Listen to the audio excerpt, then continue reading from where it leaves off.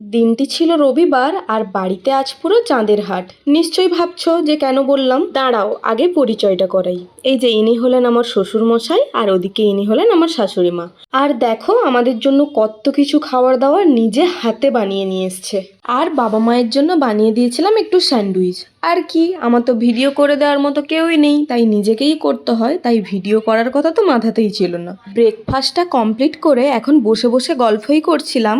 আর এখন তিনজন মিলে একটু বেরোবে এক বিশেষ দরকারে, বাবা মা আর আমার হাজব্যান্ড। আর সময়টা তখন হয়ে গেছিল 9:30 10টা মতো। এদিকে ওরা বেরিয়ে যাক, আমি যাই ঝটপট করে রান্নাটা বসাই, যেহেতু একা হাতেই সবটা করতে হবে। তাড়াহুড়োর মধ্যে দিয়ে রান্না করেছিলাম, তাই আর রান্নার সময় ভিডিও করা হয়নি। নর্মালি একসঙ্গে তো এত পদের রান্না হয় না, যেহেতু আজকে বাড়িতে সবাই আছে তাই ভাবলাম একটু বেশি করেই রান্না করি।